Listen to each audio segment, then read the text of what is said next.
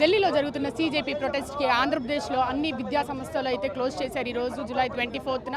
మరి విద్యా సంస్థల్లో ఉన్న చాలా యూత్ స్టూడెంట్స్, పొలిటికల్ వింగ్స్ అందరూ కలిసి ఈరోజు సీజేపీ ప్రొటెస్ట్గా మద్దతు ఇస్తున్నామని ఆ విజయవాడలోని సిద్ధార్థ కాలేజ్ దగ్గర అయితే నిరసన ప్రకటిస్తున్నారు. మనతో పాటు కొంతమంది ఉన్నారు, వాళ్ళతో మాట్లాడి ఇంకొన్ని విషయాలు తెలుసు. ఎందుకు ఈరోజు ప్రొటెస్ట్ జరుగుతున్నారు?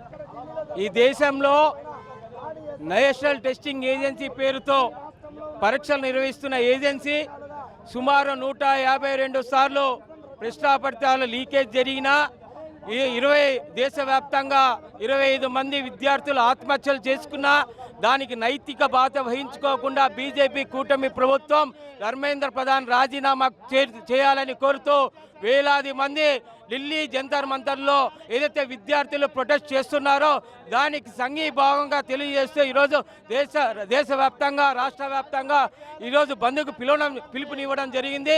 ఈరోజు చెప్తా ఉన్నాం, ఈరోజు దేశంలో జరుగుతున్న అనేక అక్రమాలు కూడా కార్పొరేట్ శక్తులకు తొత్తులుగా మారిన బీజేపీ అధికారంలోనే జరుగుతుంది. ఈరోజు పిల్లల జీవితాలతో చెలగాట మారుతున్నారు ఈ బీజేపీ గవర్నమెంట్. న్యాయపరంగా ఏదైతే ధర్మేంద్ర ప్రధాన్ రాజీనామా కోరుతూ ఏదైతే వేలాది మంది ఏదో జంతర్ మంతర్లో ప్రొటెస్ట్ చేస్తున్న విద్యార్థులకు సమాధానం చెప్పాల్సిన బాధ్యత బీజేపీ అధికారులకు ఉండే, నీటికి సంబంధించిన అధికారులకు అలాగే బీజేపీ వ్యవస్థకు ఉందనేసి మేము తెలియజేస్తున్నాం.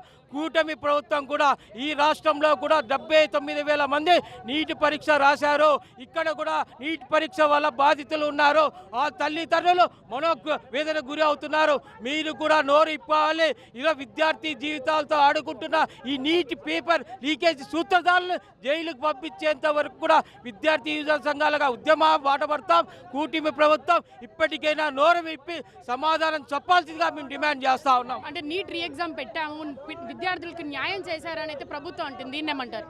నీట్ పేపర్ రీ ఎగ్జామ్ పెట్టడం కాదండి, నీట్ పేపర్కి లీకేజ్కి కారణమైన ఆ వ్యవస్థని ఎన్టీఏ ఏదైతే నేషనల్ టెస్టింగ్ ఏజెన్సీ ఉందో దాన్ని పూర్తిగా రద్దు చేయాలని కోరుతున్నాం. 152 సార్లు ఏదైతే పేపర్ లీకేజ్కి కారణమైంది ఇది ధర్మేంద్ర ప్రధాన్ ఆధ్వర్యంలోనే జరుగుతుంది. 11 సంవత్సరాలుగా విద్యాశాఖ మంత్రిగా ఉన్న ఈ ధర్మేంద్ర ప్రధాన్ నైతిక బాధ్యత ఎందుకు వహించడం లేదు?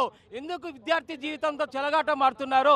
విద్యార్థులు రోడ్డెక్కినా ఎందుకు పట్టించుకోవడం లేదు? దీని రీ ఎగ్జామ్ కాదు, దీనికి సంబంధించిన పూర్తిగా ఎన్టీఏ వ్యవస్థని ధర్మేంద్ర ప్రధాన్ రాజీనామా చేసేంత వరకు కూడా ఇది neat paper exam re exam పెట్టినా కానీ అక్కడ 25 లక్షల కుటుంబాలకి న్యాయం జరగదని మేము కోరుతా ఉన్నాం. ఇది సీజేపీ ప్రొటెస్ట్ కాదు, ఇది స్టూడెంట్స్ ప్రొటెస్ట్ కాదు, ఇది అపోజిషన్ చేస్తున్న డ్రామా అని చెప్పి ప్రభుత్వం అంటుంది, దీన్ని ఏమంటారు? ఈరోజు ఇక్కడ ఉండే విద్యార్థి యువజన నాయకులంతా కూడా నిరంతరం విద్యా సమస్యలపై నిరంతరం పోరాటం చేస్తున్న వాళ్ళే.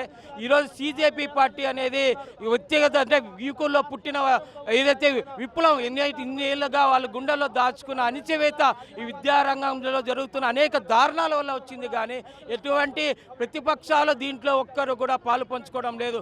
ప్రతిపక్షాలు ఆ విద్యార్థి వాళ్ళ పక్షాన నిలబడుతున్నారు. కానీ ఇది స్వచ్ఛందంగా వచ్చిన విప్లవం. దీన్ని పూర్తిగా విద్యా వ్యవస్థలు సంస్కరణ జరిగేంత వరకు కూడా ఉద్యమం ఆగదని తెలియజేస్తాను.